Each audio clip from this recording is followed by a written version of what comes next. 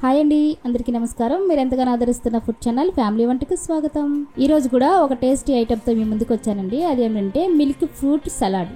చాలా టేస్టీగా ఉంటుందండి. ఈ వేసవిలో చాలా చల్లగా, చాలా కూల్గా, చాలా టేస్టీగా ఉండే ఒక రెసిపీ అయితే మీకు పరిచయం చేయడానికి ఈరోజు మీ ముందుకు వచ్చేసాను.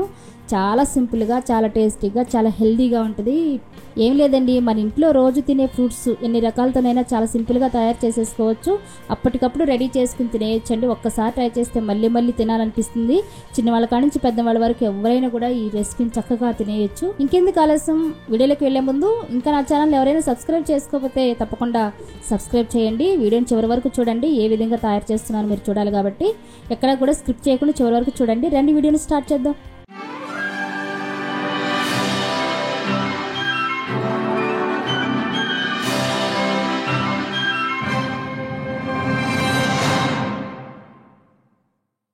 ముందుగా ఒక చిన్న కప్పు సగ్గుబియ్యం తీసుకున్నాను. లావి సన్నవైతే మనం మిల్క్లో కనబడవు కాబట్టి కొంచెం లావు సైజు తీసుకోవాలి.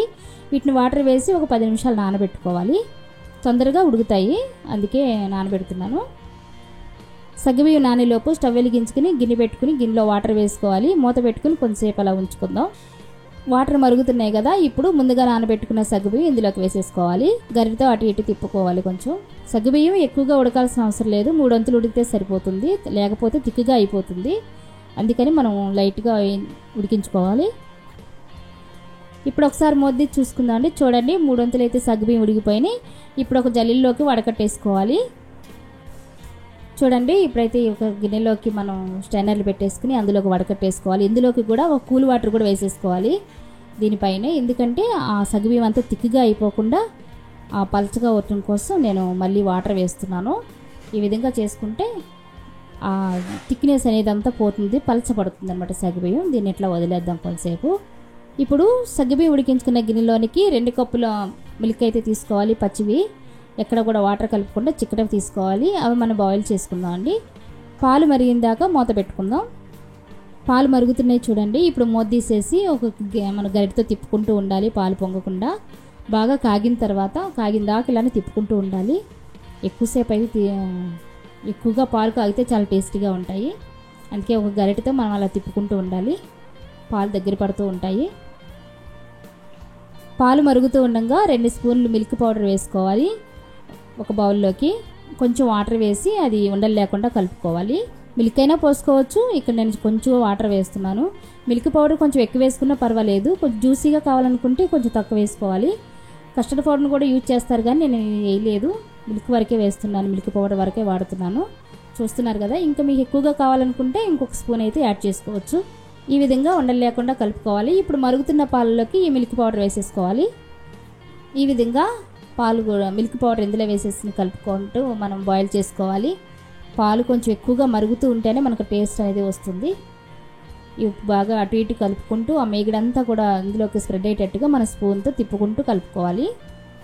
పాలు ఈ విధంగా కాగితే సరిపోతుంది, చిక్కదనం వస్తే సరిపోతుందండి. ఇప్పుడు స్టవ్ ఆఫ్ చేసుకుని పాలను పూర్తిగా చల్లారనివ్వాలి. పాలు చల్లారేలోపు మన ఇంట్లో ఉండే ఫ్రూట్స్ మనం కట్ చేసి పెట్టుకోవాలండి. నేనైతే ఇక్కడ 6 రకాల ఫ్రూట్స్ అయితే వాడుతున్నాను. ఇంకా మీ అనేబుల్గా మీ ఇంట్లో ఇంకేవైతే దొరుకుతాయో అవన్నీ కూడా వేసుకోవచ్చు. హెల్దీ కోసమే కదా, మంచి టేస్టీగా ఉంటాయి. ఈ విధంగా అయితే నేను 6 రకాల ఫ్రూట్స్ అయితే వాడుతున్నాను. చూడండి, ఇక్కడ గ్రీన్ గ్రేప్స్, లేత కొబ్బరి చాలా టేస్టీగా ఉంటుందండి. ఇక్కడ మరి దానిమ్మ గింజలు, బనానా, బ్లాక్ గ్రేప్స్, యాపిల్, ఇవైతే నేనైతే వేస్తున్నాను. పాలైతే పూర్తిగా చల్లారిన తర్వాత ఇవి మనం యాడ్ చేసుకుందాం. ఇప్పుడైతే పాలు పూర్తిగా చల్లారిపోయినాయి. ఇవి ఒక గిన్నెలోకి తీసేసుకోవాలి. ఈ పాలల్లోకి ముందుగా మనం వడకట్టి పెట్టుకున్న సగ్గుబియ్యం అంతా కూడా ఇందులోకి వేసేసుకోవాలి. గరిటతో మొత్తంగా అదంతా కూడా కలుపుకోవాలండి. మొత్తం వేసేసి ఎక్కడ కూడా ఉండలు లేకుండా మొత్తం విడివిడిగా అయ్యేంత వరకు గరిటతో తిప్పుకోవాలి. సగ్గుబియ్యం గట్టిపడి ఉంటాయి కాబట్టి ఈ విధంగా మనం గరిటతో అటు ఇటు తిప్పుకుంటే విడివిడిగా అయిపోతాయి. ఈ విధంగా ఉంటే సరిపోతుంది. ఇప్పుడు ఇందులోనికి ముందుగా ప్రిపేర్ చేసుకున్న ఫ్రూట్స్ అన్నిటి కూడా ఇందులోకి వేసేసుకోవాలి. ఇది చాలా టేస్టీగా ఉంటుందండి. ఈ విధంగా చేసుకుంటే మీరు ఎప్పుడైనా చేసుకోండి, ట్రై చేయండి. చాలా సింపుల్గా రెడీ అయిపోతుంది. అప్పటికప్పుడే చేసుకుని ఇంట్లో చేసి పెట్టేయచ్చు. ఈ విధంగానే తినేయాలనుకుంటే ఇలానే తినవచ్చు, లేదంటే కూల్గా తినాలనుకుంటే ఒక 1 అవర్ ఫ్రిడ్జ్లో పెట్టుకుని తీసుకుని మనం సర్వ్ చేసుకోవచ్చు. ఈ విధంగా ఫ్రూట్స్ అన్ని వేసుకున్న తర్వాత గరిటతో ఒకసారి మిల్క్లో అంతా కలిసేటట్టు కలపండి. చూడండి జ్యూసీగా ఉన్నాయి, కానీ మనం ఫ్రిడ్జ్లో పెట్టిన తర్వాత పాలని తిక్కిగా వచ్చేస్తాయండి. ఇప్పుడైతే మన జ్యూసీగా అనిపిస్తాయి మిల్క్ అనేవి. తినాలనుకుంటే ఇప్పుడే డైరెక్ట్గా తీసేసి తినేయచ్చు, లేదంటే మన కూల్గా అయితేనే చాలా టేస్టీగా ఉంటుంది ఈ ఐటెం అయితే. అందుకని మీరు ఒక 1 అవర్ ఫ్రిడ్జ్లో పెట్టుకుని తీసుకుని అప్పుడు తినొచ్చు. ఇలా చేసుకున్న ఈ మిల్క్ సలాడ్ని నేను ఒక 1 అవర్ అయితే ఫ్రిడ్జ్లో పెట్టేస్తున్నాను. 1 అవర్ తర్వాత మనం మీకు చూపిస్తున్నానండి, చాలా టేస్టీగా రెడీ అయిపోయింది. ఇలా ఫ్రూట్స్ అంతా కూడా వేరే బౌల్లోకి మనం సర్వ్ చేసేసుకుందాం. దానిపైన బాదం జీడిపప్పుతో గార్నిష్ చేసేసుకుందాం. చాలా టేస్టీగా ఉండే మిల్క్ ఫ్రూట్ సలాడ్ అయితే రెడీ అయిపోయింది. మీరు కూడా ట్రై చేస్తారు కదా. చాలా అంటే చాలా సింపుల్, చాలా టేస్టీ, చాలా హెల్దీగా ఉండే ఈ ఐటెం అయితే మీరు తప్పకుండా ట్రై చేయండి. ఇంకెందుకు ఆలస్యం, నా వీడియో కనుక నచ్చితే లైక్ చేయండి, షేర్ చేయండి, కామెంట్ చేయండి. నెక్స్ట్ వీడియోలో మళ్ళీ కలుద్దాం. Thank you for watching.